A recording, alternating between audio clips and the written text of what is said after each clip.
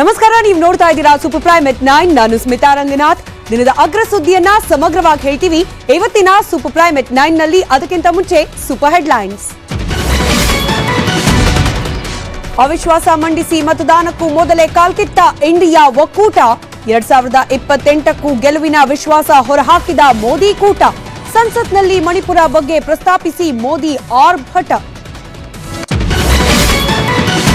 ಡಿಕೆಶಿಗೆ ಬೇತಾಳನಂತೆ ಕಾಡ್ತಾ ಇದೆ contractor bill ಪ್ರಕರಣ. ಬಿಜೆಪಿ ಬೆಂಬಲಿಗರು ಅಂತ ಡಿಸಿಎಂ ಮಾತಿನ ಪುರಾಣ. ಬಿನ್ ಲಾಡನ್ ಸರ್ಕಾರ ಅಂತ ಅಶೋಕ್ ಬೊಮ್ಮಾಯಿ ವಾಗ್ಬಾಣ.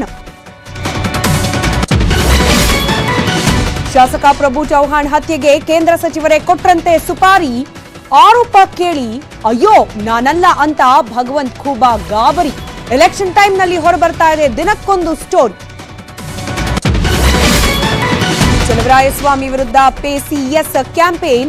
ಬಿಜೆಪಿಗೆ ಮಾಡೋ ಕೆಲಸ ಇಲ್ಲ ಅಂತ ಕೃಷಿ ಮಂತ್ರಿ ಗರಂ. ಕುಮಾರಸ್ವಾಮಿ ಕಿತಾಪತಿ ಎಂದ ಕೈಪಡೆಗೆ ನಕಲಿ ಪತ್ರದ್ದೇ ದೊಡ್ಡ ಪ್ರಾಬ್ಲಮ್.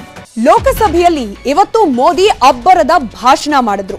ವಿರೋಧ ಪಕ್ಷಗಳ ಅವಿಶ್ವಾಸ ನಿರ್ಣಯ ಮಂಡನೆ ಜೊತೆಗೆ ವಿರೋಧ ಪಕ್ಷಗಳ ಪ್ರತಿ ಆರೋಪಗಳನ್ನು ಹುಡುಕಿ ಉತ್ತರ ಕೊಟ್ಟಿದ್ದಾರೆ. ಎಲ್ಐಸಿಯಿಂದ ಮೂರನೇ ಆರ್ಥಿಕತೆ ಆಗೋವರೆಗಿನ ಬಗೆಗೂ ಮಾತುಗಳಾಡಿದ್ರು. ಕಡೆಗೂ ಮಣಿಪುರದ ಬಗ್ಗೆ ಮೌನ ಮುರಿದ್ರು.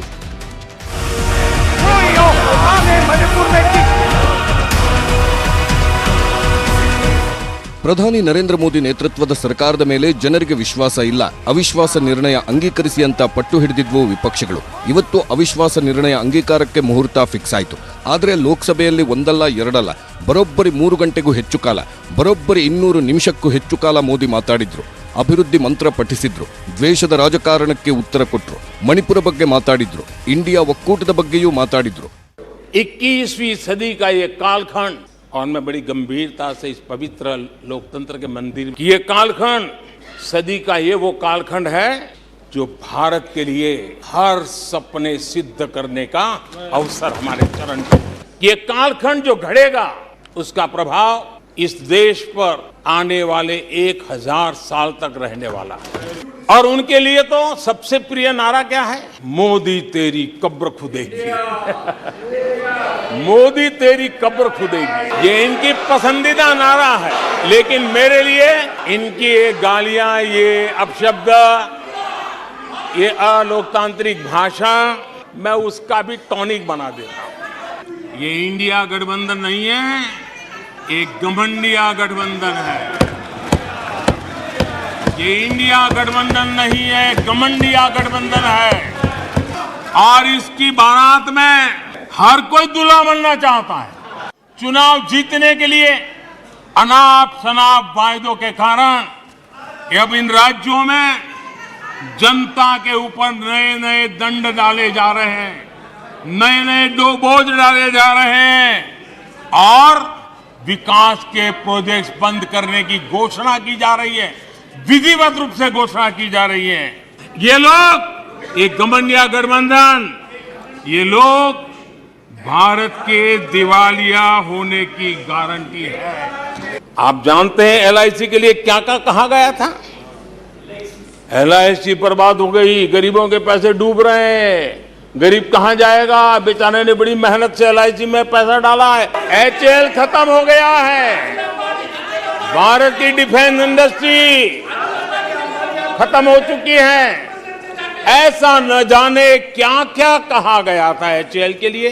कुछ दिन पहले मैंने कहा था कि हमारी सरकार के अगले टर्म में, तीसरे टर्म में, भारत दुनिया की तीसरी टॉप अर्थव्यवस्था बनेगा। मणिपुर के लोगों से भी आग्रहपूर्वक कहना चाहता हूँ, वहाँ की माताओं, बहनों, बेटियों से कहना चाहता हूँ, देश आपके साथ, सदन आपके साथ। हम सब मिलकर के, कोई यहाँ हो या ना हो, इस चुनौती का समाधान निकालेंगे। ಮಾತು ಮಾತಿಗೂ ಮೋದಿ ವಿಪಕ್ಷದವರನ್ನ ಹೀಯಾಳಿಸುತ್ತಿರುವಾಗ ಕಾಂಗ್ರೆಸ್ನವರು ಧಿಕ್ಕಾರ ಅಂತ ಕೂಗ್ತಾನೆ ಅವಿಶ್ವಾಸ ಮತಯಾಚನೆಗೂ ಮೊದಲೇ ಸಭಾತ್ಯಾಗ ಮಾಡಿದ್ರು. ಕಾಂಗ್ರೆಸ್ ಮತ್ತು ಇಂಡಿಯಾ ಒಕ್ಕೂಟ ಹೊರನಡೆಯುವಾಗಲೇ ಮೋದಿ ಮಣಿಪುರದ ಬಗ್ಗೆ ಮಾತಾಡೋಕೆ ಶುರು ಮಾಡಿದ್ರು. ಮೋದಿ ಇವತ್ತು ಸಂಸತ್ನಲ್ಲಿ ಇಷ್ಟೆಲ್ಲ ಮಾತನಾಡಲಿಕ್ಕೆ ಕಾರಣವಾಗಿದ್ದು ಮೋದಿ ಸರ್ಕಾರದ ವಿರುದ್ಧವಾಗಿ ಮೈತ್ರಿಕೂಟ ಮಂಡಿಸಿದ್ದ ಅವಿಶ್ವಾಸ ನಿರ್ಣಯ. ಹಾಗಾದ್ರೆ ಅದ್ರ ಕತೆ ಏನಾಯ್ತು? ಮತಕ್ಕೆ ಹಾಕಲಾದ ಸಂದರ್ಭದಲ್ಲಿ ಯಾರ್ಯಾರು ಗಳಿಸಿದ್ದು ಎಷ್ಟೆಷ್ಟು ಸಂಸದರ ಬಲ ಬೆಂಬಲವನ್ನ ಗಮನಿಸ್ತಾ ಹೋಗೋಣ. ಒಟ್ಟು ಸಂಸದರ ಸಂಖ್ಯೆ ಇರೋದು 543. ಈ ಪೈಕಿ ಮೋದಿ ಸರ್ಕಾರದ ಪರವಾಗಿ ಮತವನ್ನ ಚಲಾಯಿಸಿದ ಸಂಸದರ ಸಂಖ್ಯೆ 331. ಮೋದಿ ವಿರುದ್ಧವಾಗಿ ಚಲಾವಣೆಯಾದ ಮತಗಳ ಸಂಖ್ಯೆ 144. ಇಲ್ಲಿ ವೋಟಿಂಗ್ ನಲ್ಲಿ ಭಾಗಿಯಾಗದೆ ಅಂದ್ರೆ ಪರವೂ ನಿಲ್ಲದೆ ವಿರುದ್ಧವಾಗೂ ನಿಲ್ಲದೆ ಉಳಿದ ತಟಸ್ಥರಾದವರ ಸಂಖ್ಯೆ 64. ಇನ್ನು 4 ಹಾಲಿ ಸಂಸತ್ ಕ್ಷೇತ್ರಗಳು ಖಾಲಿ ಇರೋ ಕಾರಣ ಆ 4 ಮತಗಳು ಚಲಾವಣೆ ಆಗ್ಲಿಲ್ಲ. ಅಲ್ಲಿಗೆ ಈ ಅವಿಶ್ವಾಸ ನಿರ್ಣಯದ ಮತ ಚಲಾವಣೆ ಪ್ರಕ್ರಿಯೆಯಲ್ಲಿ ಮೋದಿ ನೇತೃತ್ವದ ಸರ್ಕಾರಕ್ಕೆ ವಿಶ್ವಾಸ ಲಭಿಸಿದೆ. ಈ ಒಂದು ಲಿಟ್ಮಸ್ ಟೆಸ್ಟ್ ನಲ್ಲಿ ಮೋದಿ ಸರ್ಕಾರ ಪಾಸ್ ಆಗಿದೆ. ಈ ಅವಿಶ್ವಾಸ ನಿರ್ಣಯ ಅನ್ನೋದು ಕೇವಲ ಮೊದಲ ಬಾರಿ ಪ್ರಯೋಗ ಆಗಿದ್ದಲ್ಲ. ಇದಕ್ಕೆ ಇದರದೇ ಆದ ಇತಿಹಾಸ ಇದೆ. ಇತಿಹಾಸದ ಪುಟವನ್ನ ತಿರುವು ಹಾಕಿದಾಗ ಅನೇಕ ಬಾರಿ ಅವಿಶ್ವಾಸ ನಿರ್ಣಯ ಮಂಡನೆ ಆಗಿದ್ದು ಕೂಡ ನಮ್ ಗಮನಕ್ಕೆ ಬರುತ್ತೆ. ಅದರ ಇತಿಹಾಸವನ್ನ ಕ್ವಿಕ್ ಲುಕ್ ನಲ್ಲಿ ನೋಡ್ಕೊಂಡು ಬರೋಣ. ದೇಶದಲ್ಲಿ ಈವರೆಗೆ 27 ಸಲ ಅವಿಶ್ವಾಸ ನಿರ್ಣಯ ಮಂಡನೆಯಾಗಿದೆ. 3 ಸಲ ಮಾತ್ರ ವಿರೋಧಿಗಳಿಗೆ ಗೆಲುವು ಸಿಕ್ಕಿದೆ. ಆ ಇತಿಹಾಸವನ್ನ ನೋಡೋದಾದ್ರೆ ಮೊದಲ ಬಾರಿಗೆ ಅವಿಶ್ವಾಸ ಮಂಡನೆಯಾಗಿದ್ದು ನವೆಂಬರ್ 7, 1990 ವಿಪಿ ಸಿಂಗ್ ಅವಧಿಯಲ್ಲಿ ಅವಿಶ್ವಾಸ ನಿರ್ಣಯವನ್ನ ಮಂಡಿಸಲಾಯಿತು. ಅಯೋಧ್ಯೆ ವಿಷಯದಲ್ಲಿ ಬಿಜೆಪಿ ಬೆಂಬಲವನ್ನ ವಾಪಸ್ ಪಡೆದು ಸರ್ಕಾರಕ್ಕೆ ಕೊಟ್ಟಿದ್ದ ಬೆಂಬಲವನ್ನ ಆಗ ಇದ್ದದ್ದು 346 ಸದಸ್ಯರು. ಆ ಪೈಕಿ 142 ಜನ ಮಾತ್ರ ಸರ್ಕಾರದ ಪರ ನಿಂತರು. ಫಸ್ಟ್ ಟೈಮ್ ವಿಪಿ ಸಿಂಗ್ ಸರ್ಕಾರ ಅವಿಶ್ವಾಸ ನಿರ್ಣಯದಲ್ಲಿ ಆದ ಮತ ಚಲಾವಣೆಯಲ್ಲಿ ವಿಶ್ವಾಸ ಗಳಿಸಲಿಕ್ಕೆ ಸಾಧ್ಯವಾಗದೆ ಪತನವಾಗಿ ಹೋಯಿತು. ಇನ್ನು 1997 ಏಪ್ರಿಲ್ 11 ಕೂಡ ಅವಿಶ್ವಾಸ ನಿರ್ಣಯವನ್ನ ಮಂಡನೆ ಮಾಡಲಾಗಿತ್ತು. ಆಗಿದ್ದು ದೇವೇಗೌಡರ ನೇತೃತ್ವದ ಸರ್ಕಾರ. ಈ ಸರ್ಕಾರದ ವಿರುದ್ಧವಾಗಿ ಅವಿಶ್ವಾಸ ಮಂಡನೆ ಮಾಡಲಾಗಿತ್ತು. ದೇವೇಗೌಡರ ಪರವಾಗಿ ಚಲಾವಣೆ ಆಗಿದ್ದು ಕೇವಲ 158 ಸಂಸದರ ಮತ. ಹಾಗಾಗಿ ದೇವೇಗೌಡರ ವಿರುದ್ಧವಾಗಿ 292 ಸದಸ್ಯರ ಮತ ಚಲಾವಣೆ ಆಗಿದ್ರಿಂದಾಗಿ ಈ ವಿಶ್ವಾಸ ನಿರ್ಣಯದ ಪ್ರಕ್ರಿಯೆಯಲ್ಲಿ ದೇವೇಗೌಡರ ಸರ್ಕಾರ ವಿಶ್ವಾಸವನ್ನ ಕಳೆದುಕೊಳ್ತು. 10 ತಿಂಗಳ ದೇವೇಗೌಡರ ಸಮ್ಮಿಶ್ರ ಸರ್ಕಾರ ಪತನವಾಯಿತು. ಇನ್ನು 1999 ಏಪ್ರಿಲ್ 17 ಕೂಡ ಅವಿಶ್ವಾಸ ನಿರ್ಣಯವನ್ನ ಮಂಡನೆ ಮಾಡಲಾಗಿತ್ತು ವಾಜಪೇಯಿ ನೇತೃತ್ವದ ಸರ್ಕಾರದ ವಿರುದ್ಧವಾಗಿ. ಇನ್ನು ಬೆಂಬಲವನ್ನ ಹಿಂದೆ ಪಡೆದಿದ್ರು ಜಯಲಲಿತಾ ಹಾಗೆ ಅವರ ಪಕ್ಷದ ಸದಸ್ಯರು ಸಂಸದರು. ಒಂದೇ ಒಂದು ಮತದಿಂದ ಹಿಸ್ಟಾರಿಕ್ ಅನ್ನೋ ಘಟನೆ ಇದು. ಕೇವಲ ಒಂದೇ ಒಂದು ಮತದಿಂದ ಅಟಲ್ ಸರ್ಕಾರ ಪತನ ಆಗಿತ್ತು. ಮರು ಚುನಾವಣೆ ಆಗುತ್ತೆ, ಮತ್ತೆ ಚುನಾವಣೆಗೆ ಹೋಗುತ್ತೆ ಸರ್ಕಾರ. ಆಗ ಅಟಲ್ ಸರ್ಕಾರಕ್ಕೆ ಅಧಿಕಾರ ಲಭ್ಯವಾಗುತ್ತೆ. ಈ ರೀತಿ ಈವರೆಗೂ ಒಟ್ಟು 27 ಬಾರಿ ಅವಿಶ್ವಾಸ ನಿರ್ಣಯವನ್ನ ಆಯಾ ಕಾಲದಲ್ಲಿ ಇದ್ದ ಸರ್ಕಾರದ ವಿರುದ್ಧವಾಗಿ ಮಂಡನೆ ಮಾಡಲಾಗಿದೆ. ಇನ್ನು ಕಾಂಗ್ರೆಸ್ ಸಂಸದ ಲೋಕಸಭೆ ವಿಪಕ್ಷ ನಾಯಕ ಅಧೀರ್ ರಂಜನ್ ಚೌಧರಿ ಅವರನ್ನ ಸಂಸತ್ ಕಲಾಪದಿಂದಲೇ ಅಮಾನತು ಮಾಡಲಾಗಿದೆ. ಪ್ರಧಾನಿ ನರೇಂದ್ರ ಮೋದಿ ಅವರನ್ನ ನೀರವ್ ಮೋದಿಗೆ ಹೋಲಿಸಿದ್ರು ಅಧೀರ್ ರಂಜನ್ ಚೌಧರಿ. ನೀರವ್ ಮೋದಿಗೆ ಲೋನ್ ಕೊಟ್ಟಿದ್ದು ನೀವು ಅಂತ ಜೋಶಿ ಗುಡುಗಿದ್ರು. ಜೊತೆಗೆ ಅಧೀರ್ ಅಮಾನತಿಗೆ ಜೋಶಿ ಮನವಿ ಮಾಡಿದ್ರು. ಜೋಶಿ ಮನವಿ ಮೇರೆಗೆ ಕಾಂಗ್ರೆಸ್ ಸಂಸದ ಅಧೀರ್ ರಂಜನ್ ಚೌಧರಿಯನ್ನ ಬಾಕಿ ಲೋಕಸಭೆ ಅವಧಿಯಿಂದ ಅಮಾನತುಗೊಳಿಸಲಾಗಿದೆ. House, having taken the serious note of the gross, deliberate and repeated misconduct of Shri Adhir Ranjan Chaudhary in utter disregard to the House and the authority of Chair, resolve that the matter of the misconduct of Shri Adhir Ranjan Chaudhary be referred to Committee of Privileges of the House for the further investigation and report to the House, and Shri Adhir Ranjan Chaudhary be suspended from the service of the House till the Committee of the Privilege submit its report. ಗುತ್ತಿಗೆದಾರರ bill ಬಾಕಿ ವಿಚಾರ ಸರ್ಕಾರದ in fact DCM DK Shivakumar ಸುತ್ತ ಮತ್ತಷ್ಟು ಬಿಗಿಗೊಳ್ತಾ ಇದೆ. ಒಗ್ಗಟ್ಟು ಹೋರಾಟದ ಬಲವಾಗಿದ್ರೂ ಕೂಡ ಗುತ್ತಿಗೆದಾರರಲ್ಲಿ ಒಮ್ಮತ ಇದೆಯಾ ಅನ್ನೋ ಪ್ರಶ್ನೆಯೂ ಹುಟ್ಕೊಂಡಿದೆ. ಯಾರು ಏನಾದ್ರೂ ಮಾಡಿ ನನ್ನ ನಿಲುವು ಮಾತ್ರ ಬದಲಾಗಲ್ಲ ಅನ್ನೋ ಡಿಕೆಶಿ ಹಠ ಕೂಡ ಮುಂದುವರೆದಿದೆ.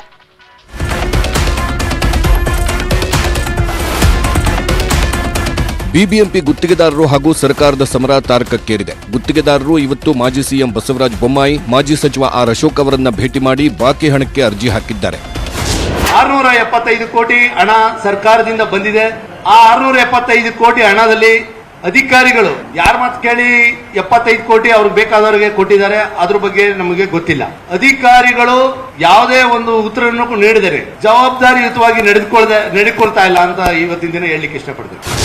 28 ತಿಂಗಳಿಂದ ನಮ್ಮ ಸಣ್ಣ ಪುಟ್ಟ ಗುತ್ತಿಗೆದಾರರು ಏನು ಸಣ್ಣ ಪುಟ್ಟ 50 ಲಕ್ಷದಿಂದ 1 ಕೋಟಿ 2 ಕೋಟಿವರೆಗೂ ಏನು ಮಾಡಿದ್ದಾರೆ ಅಷ್ಟೇ ಅದರನ್ನು ಸಂಶಯ ವ್ಯಕ್ತಪಡಿಸಿದ್ರೆ ನಾವು ಯಾರ ಮನೆ ಬಾಗಿಲಿಗೆ ಹೋಗ್ಬೇಕು ಅನ್ನೋದೇ ಅರ್ಥ ಆಗ್ತಾ ಇಲ್ಲ. ಅಂದಹಾಗೆ ಗುತ್ತಿಗೆದಾರರ ಸಂಘದಲ್ಲೇ ಬೃಹತ್ ಒಡಕು ಮೂಡಿದೆ. ಬೃಹತ್ ಸಣ್ಣ ರಾಜ್ಯ ಗುತ್ತಿಗೆದಾರರ ನಡುವೆ ಒಡಕು ಕಾಣಿಸಿಕೊಂಡಿದೆ. ತನಿಖೆಗೆ ಕೆಲವರು ಬೆಂಬಲಿಸಿದ್ರೆ ಇನ್ನು ಕೆಲವರು ವಿರೋಧ ವ್ಯಕ್ತಪಡಿಸಿದ್ದಾರೆ. 15% ಕಮಿಷನ್ ಅಂತ ಬೃಹತ್ ಗುತ್ತಿಗೆದಾರರು ಆರೋಪಿಸಿದ್ದಾರೆ. ಇತ್ತ ಡಿಕೆಶಿ ಪರ ಸಣ್ಣ ಮಧ್ಯಮ ಗುತ್ತಿಗೆದಾರರು ನಿಂತಿದ್ದಾರೆ. ನಮ್ಮ ಬಳಿ ಯಾವ ಸಚಿವರು ಕಮಿಷನ್ ಕೇಳಿಲ್ಲ, ಬಿಲ್ ಬಾಕಿ ಇದೆ, ಬಿಡುಗಡೆಗೆ ಕಾಲಾವಕಾಶ ಬೇಕು ಅಂತ ಸಣ್ಣ ಮಧ್ಯಮ ಗುತ್ತಿಗೆದಾರರ ಸಂಘದ ಅಧ್ಯಕ್ಷ ನಾಗೇಂದ್ರ ಹೇಳಿದ್ದಾರೆ. ಮಾನ್ಯ ಮುಖ್ಯಮಂತ್ರಿಯವರನ್ನ ಮತ್ತು ಉಪಮುಖ್ಯಮಂತ್ರಿಗಳು ಸಹ ಹಲವಾರು ಸಾರಿ ಭೇಟಿ ಮಾಡಿದ್ದೀವಿ. ಅಧಿಕಾರಿಗಳನ್ನು ಕೂಡ ಭೇಟಿ ಮಾಡಿದ್ದೀವಿ. ಅಧಿಕಾರಿಗಳು ಏನು ಹೇಳ್ತಾರೆ ಅಂತ ಅಂದ್ರೆ ನೈಜತೆಯನ್ನು ಪರಿಶೀಲಿಸಿ ಪೇಮೆಂಟ್ ಮಾಡೋದಕ್ಕೆ ಹೇಳಿದ್ದಾರೆ. ಆ ರೀತಿಯಾಗಿ ಸ್ವಲ್ಪ ಡಿಲೇ ಆಗುತ್ತೆ, ವೆಯ್ಟ್ ಮಾಡಬೇಕು ಅನ್ನೋದನ್ನ ತಿಳಿಸಿದ್ದಾರೆ.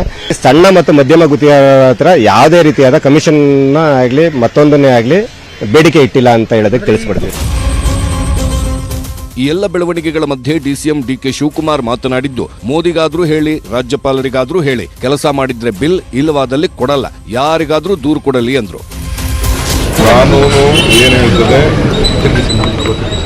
ತನಿಖೆ ಮಾಡಬೇಕು ಅಂತ ಹೇಳ್ತೀವಿ. ಅವರೇ ಕಂಪ್ಲೇಂಟ್ ಕೊಟ್ಟಿದ್ದಾರೆ, ಕೆಂಪಣ್ಣ ಕಂಪ್ಲೇಂಟ್ ಕೊಟ್ಟಿದ್ದಾರೆ. ಕೆಂಪಣ್ಣ ನ್ಯಾಯ ಒದಗಿಸ್ಕೊಳ್ಬೇಕು, ಕೆಲಸಕ್ಕೆ ನ್ಯಾಯ ಒದಗಿಸ್ಕೊಳ್ಬೇಕು, ಸರ್ಕಾರಕ್ಕೆ ನ್ಯಾಯ ಒದಗಿಸ್ಕೊಳ್ಬೇಕು.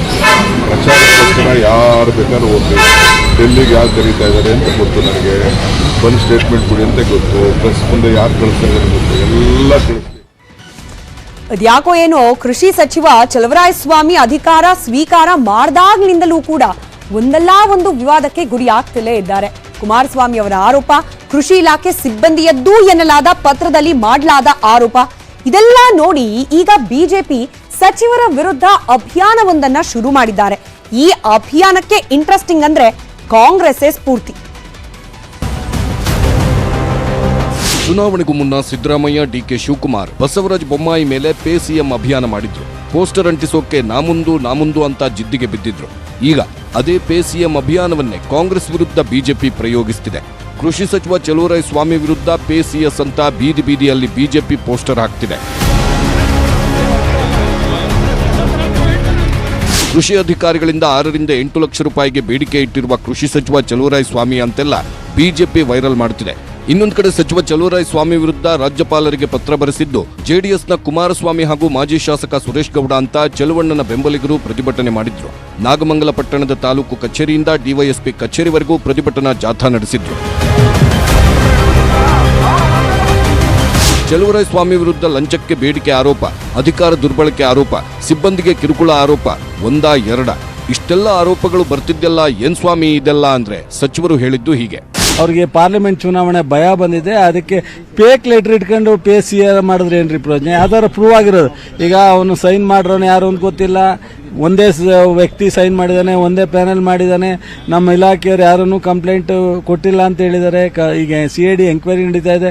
ಅದ್ರ ಮೇಲೆ ಬಿಜೆಪಿಯವ್ರ ಪಾಪ ಅವರಿಗೆ ಪಾರ್ಲಿಮೆಂಟ್ ಚುನಾವಣೆ ಭಯ ಬಂದಿದೆ, ಓಡಾಡ್ತಾ ಇದ್ದಾರೆ. ಓಡಾಡ್ಲಿ ರಾಜ್ಯಪಾಲರಿಗೆ ಇಂಥ ಫೇಕ್ ಲೆಟರ್ಗಳಿಗೆ ಇನ್ನೊಂದ್ಸಲಿ ರಾಜಕಾರಣವಾಗಿ ಇದೆಲ್ಲ ಆಗಬಾರ್ದು. ರಾಜ್ಯಪಾಲರ ಆಫೀಸ್ ಯಾವತ್ತೂ ಕಾನ್ಸ್ಟಿಟ್ಯೂಷನ್ ಇಂಪಾರ್ಟೆಂಟ್ ಆಫೀಸು, ಇಂಥದ್ರಲ್ಲಿ ವ್ಯತ್ಯಾಸ ಆಗಬಾರ್ದು ಅಂತ ಹೇಳಿದ್ವಿ. ಕುಮಾರಸ್ವಾಮಿಗೆ ನನ್ನ ಬೆಳವಣಿಗೆ ಸಹಿಸಲ್ಲ, ನಾವು 50,000ದಲ್ಲಿ ಸೋತ ಮೇಲೆ ಇವ್ರು ಮತ್ತೆ ಎಲ್ಲಲ್ಲ ಅಂತಿದ್ರು. ಗೆದ್ದು ಮಂತ್ರಿ ಆಗಿರ್ತಕ್ಕಂಥದ್ದು, ನಮ್ಮ ಪಕ್ಷ ಮಂತ್ರಿ ಮಾಡಿರ್ತಕ್ಕಂಥದ್ದು ಅವ್ರ ಕೈಲಿ ತಡ್ಕೊಳಕ್ಕಾಗ್ತದೆ. ಈ ಅಭಿಯಾನ ಮಾಡೋದು ಪ್ರತಿಭಟನೆಯ ಒಂದು ಕ್ರಮ ಆದ್ರೆ, ಇತ್ತ ಅಭಿವ್ಯಕ್ತಿ ಅಂದ್ರೆ ಮಾತಿನ ಮೂಲಕವೂ ಬಿಜೆಪಿ ನಾಯಕರು ಸರ್ಕಾರದ ವಿರುದ್ಧ ಮುಗಿಬಿದ್ರು. ಗುತ್ತಿಗೆದಾರರ ಆರೋಪ, ಸಚಿವರ ಮೇಲೆ ಆರೋಪ, ಎಲ್ಲದರ ಬಗ್ಗೆ ಬಿಜೆಪಿಯವರು ಏನಂದ್ರು ನಿಮ್ಮ ಮುಂದೆ. ಲೋಕಸಭೆ ಚುನಾವಣೆ ಹತ್ತಿರ ಬರ್ತಿದೆ. ಸೋತು ಸೊರಗಿರುವ ಬಿಜೆಪಿಗೆ ಈಗ ಕಾಂಗ್ರೆಸ್ ಸರ್ಕಾರದ ಹಗರಣಗಳ ಆರೋಪಗಳೇ ಬೂಸ್ಟರ್ ಲಸಿಕೆ ಇದ್ದಂಗೆ. ಹಾಗಾಗಿನೇ ಡಿಕೆಶಿ ಮೇಲೆ ಗುತ್ತಿಗೆದಾರರ ಆರೋಪ, ಚಲುವರಾಯಸ್ವಾಮಿ ಮೇಲಿನ ಆರೋಪ, ವರ್ಗಾವಣೆ ದಂಧೆ ವಿಷಯ ಹಿಡಿದು ಸರ್ಕಾರದ ಮೇಲೆ ಸವಾರಿ ಶುರು ಮಾಡಿದ್ದಾರೆ. ಹಗರಣ ಮಾಡಿ ಲೋಕಸಭೆಗೆ ಫಂಡ್ ಮಾಡುತ್ತಿದ್ದೀರಾ? ಲೋಕಸಭಾ ಚುನಾವಣೆಗೆ ಫಂಡ್ ಕಲೆಕ್ಷನ್ ಮಾಡಕ್ಕೆ ಮಾಡಿದ್ದೀರಾ? ಕರ್ನಾಟಕ ATM ಮಾಡ್ತೀರಿ ಅಂತ ಅಮಿತ್ ಶಾ ಅವರು ಹೇಳಿದ್ರು, ಮಾಡ್ತಾರೆ ಅಂತ ಎಲೆಕ್ಷನ್ ಮುಂಚೆ. ಈಗ ಪಕ್ಕಾ ಆಗಿದೆ. ಬಂದ್ 2 ತಿಂಗಳಿಗೆ ಸ್ಕ್ಯಾಂಡಲ್ ವರ್ಗಾವಣೆ ದಂಧೆ, ದಿನನಿತ್ಯ ಅದೇ ವರ್ಗಾವಣೆ ದಂಧೆ ನಡೀತಾ ಇದೆ. ಕಮಿಷನ್ ಆರೋಪ ಹಲವಾರು ಮಂತ್ರಿಗಳ ಮೇಲೆ ಬಂದಿದೆ, ಅಸೆಂಬ್ಲಿಯಲ್ಲಿ ನಡೀತಾ ಇದೆ, ಈಗಲೂ ನಡೀತಾ ಇದೆ. ಈ ಕಾಂಟ್ರಾಕ್ಟರ್ಗಳೆಲ್ಲ ಹೇಳಿದ್ದಾರೆ 15% ಕಮಿಷನ್ ಕೊಡಬೇಕು. ಏನೋ ಆಗಿರೋ ಕೆಲಸಗಳಿಗೆ ಕೋರ್ಟ್ಗೂ ಭಯ ಬೀಳಲ್ಲ, ಇದು ಲಾಡೆನ್ ಸರ್ಕಾರ. ನ್ಯಾಯಾಲಯಕ್ಕೂ ಭಯ ಬೀಳಲ್ಲ, ರಾಷ್ಟ್ರಪತಿಗೂ ಭಯ ಬೀಳಲ್ಲ ಅಂದ್ರೆ ಏನಿದು? ಬಿನ್ ಲಾಡೆನ್ ಸರ್ಕಾರನ ಇದು? ಏನ್ ಸರ್ಕಾರ ಇದು? ಎಲ್ಲರೂ ಯಾರೇ ಆದರೂ ತನಿಖಾ ಸಂಸ್ಥೆಗಳಿಗೆ ಭಯ ಬೀಳಬೇಕಲ್ಲ. ಗ್ಯಾರಂಟಿ ಹೆಸರಲ್ಲಿ ಜನರಿಗೆ ಹೂ ಇಡ್ತಿದ್ದಾರೆ. ಭೂತದ ಬಾಯಲ್ಲಿ ಭಗವದ್ಗೀತೆ ಬಂದಂಗೆ ಆಗ್ತದೆ ಅಂತೇಳಿ ಇವತ್ತದು ನಿಜ ಆಗ್ತಾ ಇದೆ.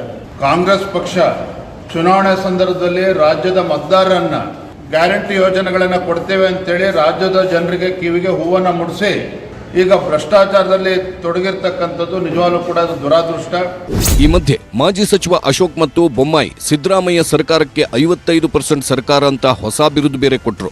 ಇದಕ್ಕೆ ರಾಮಲಿಂಗಾರೆಡ್ಡಿ ತಿರುಗೇಟು ಕೊಟ್ರು.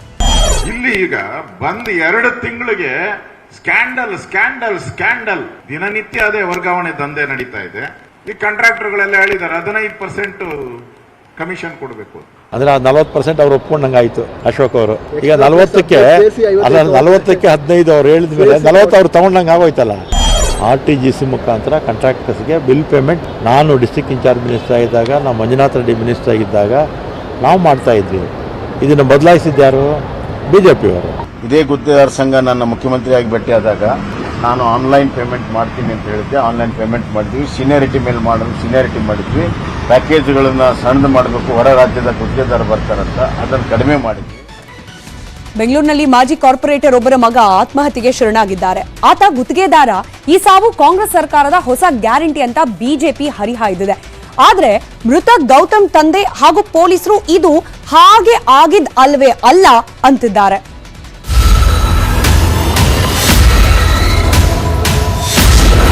ಮಾಜಿ ಪಾಲಿಕೆ ಸದಸ್ಯನ ಪುತ್ರನ ಆತ್ಮಹತ್ಯೆ. ಬೆಂಗಳೂರಿನ ವಿಜಯನಗರದ ಅತ್ತಿಗುಪ್ಪೆಯಲ್ಲಿ ಮಾಜಿ ಕಾರ್ಪೊರೇಟರ್ ದೊಡ್ಡಯ್ಯ ಅವರ ಪುತ್ರ 29 ವರ್ಷದ ಗೌತಮ್ ಎಂಬಾತ ಆತ್ಮಹತ್ಯೆಗೆ ಶರಣಾಗಿದ್ದಾನೆ. ನಿನ್ನೆ ರಾತ್ರಿಯೇ ಆತ್ಮಹತ್ಯೆಗೆ ಶರಣಾಗಿದ್ದು ಇವತ್ತು ಮಧ್ಯಾಹ್ನ ಪ್ರಕರಣ ಬೆಳಕಿಗೆ ಬಂದಿದೆ. ಮೊದಲು ಗೌತಮ್ ಗುತ್ತಿಗೆದಾರ, ಬಾಕಿ ಹಣ ಸಿಗದೆ ಮನನೊಂದು ಆತ್ಮಹತ್ಯೆಗೆ ಶರಣಾಗಿದ್ದಾನೆ ಅಂತ ಸುದ್ದಿಯಾಯಿತು. ಕೊನೆಗೆ ಮೃತ ಗೌತಮ್ ತಂದೆ ದೊಡ್ಡಯ್ಯ, ಡಿಸಿಪಿ ಲಕ್ಷ್ಮಣ್ ನಿಂಬರ್ಗಿ ಎಲ್ಲರೂ ಇದು ಮಾನಸಿಕ ಖಿನ್ನತೆ ಅಂತ ಹೇಳಿದ್ರು. ಅವನು ಯಾವ ಕಾಂಟ್ರಾಕ್ಟ್ ಮಾಡಿಸ್ತಾನೂ ಇರ್ಲಿಲ್ಲ, ಅವನ ಹತ್ರ ಲೈಸೆನ್ಸು ಇಲ್ಲ, ಏನೂ ಇಲ್ಲ. ಸುಮ್ಮನೆ ಫೇಕ್ ಸುದ್ದಿಗಳು ಹಬ್ಬಿಸಿದಾರೆ. ಇಲ್ಲ, ಅವನು 4-5 ತಿಂಗಳು ಡಿಪ್ರೆಸ್ ಆಗ್ಬಿಟ್ಟಿದ್ದ. 4-5 ತಿಂಗಳು ನಾನು ಸುಮಾರು ಸರಿ ಕೇಳ್ತಾನೆ ಇದೀನಿ ಅವನ್ನ, ಏನೋ ತೊಂದರೆ ಇದ್ರಿ ಹೇಳೋ, ನನ್ನ ಹತ್ರ ಹೇಳೋ ಅಂತಾನೆ ಅವ್ನಿಗೆ ರಿಕ್ವೆಸ್ಟ್ ಮಾಡ್ತಾನೆ ಇದ್ದೆ. ಊಟಕ್ಕೆ ಕರೀತಾ ಇದ್ದೀನಿ, ಹಿಂಗೆ ಓಡೋನು, ಅಲ್ಲಿ ಇಳಿದ್ಬಿಟ್ಟು ಹೋಗ್ಬಿಡೋನು. ಇತ್ತೀಚೆಗೆ ಒಂದು 3 ಮಂತ್ಸ್ನಿಂದ ಅವನು ಒಂದು ಸ್ವಲ್ಪ ಡೌನ್ ಇದ್ದ. ರಾತ್ರಿ ಹೊತ್ತು ಲೇಟಾಗಿ ಬರ್ತಿದ್ದ, ಮತ್ತೆ ಏನೋ ಬೆಳಿಗ್ಗೆ ಮಧ್ಯಾಹ್ನವರೆಗೂ ರೂಮಲ್ಲೇ ಮಲಗಿರ್ತಿದ್ದ ಅಂತಂತೇಳಿ ಹೇಳಿದ್ದಾರೆ. ಯಾವುದೇ ರೀತಿಯಂಥ ಡೆತ್ ನೋಟು ಕೂಡ ನಮಗೆ ಸೋಫಾರ್ ಸಿಕ್ಕಿಲ್ಲ. ಮತ್ತು ಅವರು ಕಂಪ್ಲೇಂಟಲ್ಲಿ ಹೇಳಿದ್ದಾರೆ ಅವ್ರಿಗೆ ಯಾವುದೇ ರೀತಿಯಂಥ ಇದರಲ್ಲಿ ಅನುಮಾನನೂ ಇಲ್ಲ ಅಂತಂತೇಳಿ. ಆತ್ಮಹತ್ಯೆಗೂ ಗುತ್ತಿಗೆದಾರರ ನಂಟು ಬೆಸೆದ ಬಿಜೆಪಿ. ನೋಡಿ, ಬಿಜೆಪಿ ಹಾಕಿರೋ ಪೋಸ್ಟರ್ ಇದು. ಕಾಂಗ್ರೆಸ್ ಸರ್ಕಾರದ ಹೊಸ ಗ್ಯಾರಂಟಿ, ಕಮಿಷನ್ ಕೊಡದಿದ್ರೆ ಸ್ಮಶಾನ ಭಾಗ್ಯ ಗ್ಯಾರಂಟಿ ಅಂತ ಬಿಜೆಪಿ ಪೋಸ್ಟ್ ಹಾಕಿದೆ. ಅಷ್ಟೇ ಅಲ್ಲ, ಅಧಿಕಾರಕ್ಕೆ ಬಂದ ದಿನದಿಂದ ಕಲೆಕ್ಷನ್ ಕಮಿಷನ್ ಎನ್ನುತ್ತಾ ಲೂಟಿಗಿಳಿದ ಪರಿಣಾಮವೇ ಇಂದು ಬಿಬಿಎಂಪಿ ಗುತ್ತಿಗೆದಾರ ಗೌತಮ್ ಕಾಮಗಾರಿ ಬಿಲ್ ಸಿಗದೆ ಆತ್ಮಹತ್ಯೆ ಮಾಡಿಕೊಂಡಿದ್ದಾನೆ. ಉತ್ತರ ಕೊಡಲ್ಲ, ಆಣೆ ಮಾಡೋಲ್ಲ, ಪ್ರತಿಭಟನೆ ಮಾಡಿದ್ರೆ ಬ್ಲಾಕ್ ಮೇಲ್ ಎನ್ನುತ್ತಾ ಬೇಜವಾಬ್ದಾರಿಯಿಂದ ವರ್ತಿಸಿದ ಡಿಸಿಎಂ ಡಿಕೆ ಶಿವಕುಮಾರ್. ಮುಖ್ಯಮಂತ್ರಿ ಸಿದ್ದರಾಮಯ್ಯರೇ ಇದಕ್ಕೆ ನೇರ ಹೊಣೆ ಅಂತ ಬೇರೆ ಟ್ವೀಟ್ ಮಾಡಿದೆ ಬಿಜೆಪಿ. ಬಿಜೆಪಿಯ ಹಾಲಿ ಕೇಂದ್ರ ಸಚಿವರು ಮತ್ತು ಶಾಸಕರು ಒಬ್ರನ್ನೊಬ್ರು ಹತ್ಯೆ ಮಾಡ್ಕೊಳ್ಳೋಕ್ ಹೊರಟಿದ್ದಾರಾ? ಅವರ ಮಾತುಗಳನ್ನ ಕೇಳಿದ್ರೆ ಹಾಗೆ ಅನುಮಾನ ಬಾರದೇ ಇರೋದು. ಹಾಗಂತ ಇದು ಮೊದಲ ಬಾರಿ ಅಲ್ಲ ಈ ಕಚ್ಚಾಟ. ಆದ್ರೆ ಈ ಮಟ್ಟಿಗೆ ಹೋಗ್ತಿರೋದು ಯಾಕೆ ಅನ್ನೋದ್ರ ಹಿಂದೆ ಇದೆ ಅಸಲಿ ಆಟ.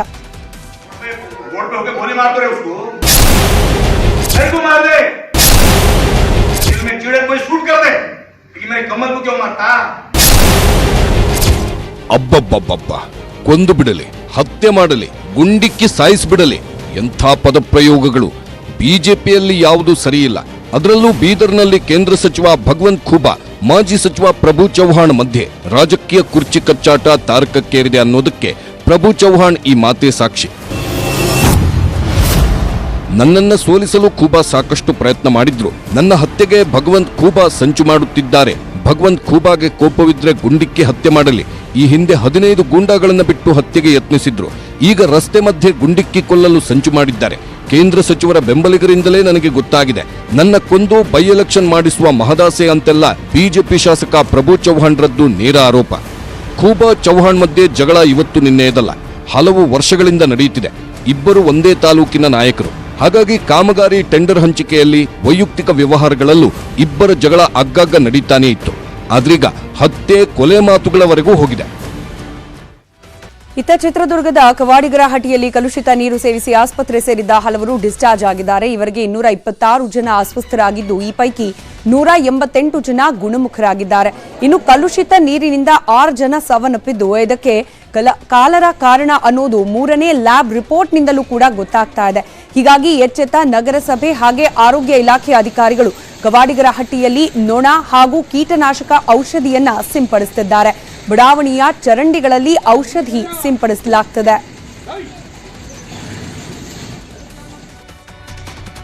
ಗೃಹಲಕ್ಷ್ಮಿ ಯೋಜನೆ ಅನುಷ್ಠಾನ ಸಂಬಂಧ ವಿಕಾಸಸೌಧದಲ್ಲಿ ಸಭೆ ನಡೆಯಿತು. ರಾಜ್ಯದ ಎಲ್ಲ ಡಿಸಿ ಸಿಇಒಗಳ ಜೊತೆ DCM DK Shivakumar video conference ಮೂಲಕ ಸಭೆ ನಡೆಸಿದ್ರು.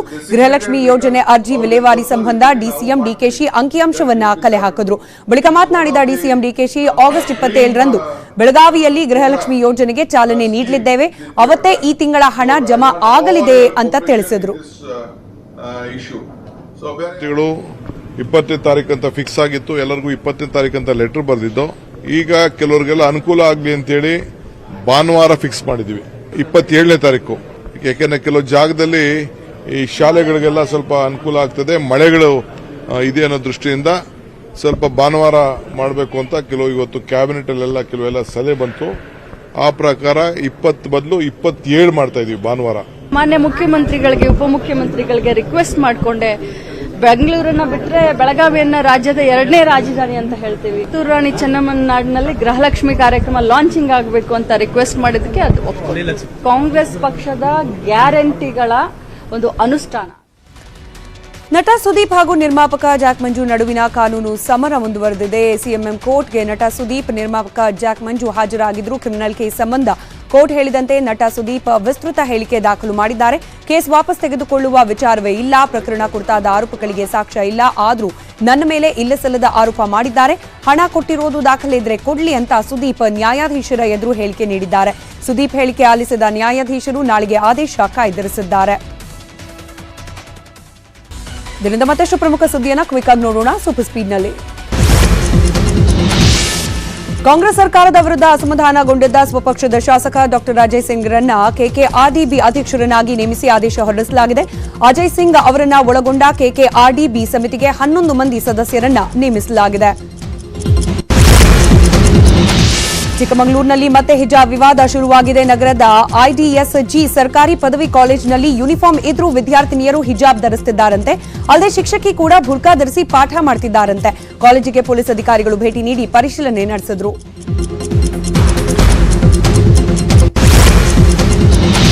ಚಿಕ್ಕಮಗಳೂರಿನ ಹಲವೆಡೆ ಧಾರಾಕಾರ ಮಳೆಯಾಗಿದೆ. ಕಳೆದ 1 ವಾರದಿಂದ ಬಿಡುವು ಕೊಟ್ಟಿದ್ದ ವರುಣದೇವ ಮತ್ತೆ ಅಬ್ಬರಿಸಿದ್ದಾನೆ. ಕೊಪ್ಪ ತಾಲೂಕಿನ ಜಯಪುರ ಸುತ್ತಮುತ್ತ ಭಾರೀ ಮಳೆಯಾಗ್ತಾ ಇದೆ. ಮಳೆಯಿಂದಾಗಿ ಜನಜೀವನ ಅಸ್ತವ್ಯಸ್ತಗೊಂಡಿದೆ. ಕೊಪ್ಪಳ ತಾಲೂಕಿನ ಮುದ್ದಾಬಳ್ಳಿ, ಗೊಂಡಬಾಳಾದ ಮಧ್ಯದ ಹಳ್ಳಗಳು ತುಂಬಿ ಹರಿತಾ ಇವೆ. ಈ ವರ್ಷದಲ್ಲಿ ಮೊದಲ ಬಾರಿ ಹಳ್ಳದಲ್ಲಿ ಪ್ರವಾಹ ಉಂಟಾಗಿದ್ದು, ಹಳ್ಳದ ಪ್ರವಾಹದ ಮಧ್ಯೆ ಕಾರು, ಸರಕು ವಾಹನಗಳು ಚಲಿಸ್ತಾ ಇವೆ. ನಾಳೆ ಏಷ್ಯಾ ಚಾಂಪಿಯನ್ ಟ್ರೋಫಿ ಹಾಕಿ ಟೂರ್ನಿಯ ಸೆಮಿಫೈನಲ್ ಪಂದ್ಯ ನಡೆಯಲಿದೆ. ಫೈನಲ್ ಮೇಲೆ ಕಣ್ಣಿಟ್ಟಿರುವ ಭಾರತ ನಾಳೆ ಜಪಾನ್ ತಂಡವನ್ನು ಎದುರಿಸಲಿದೆ.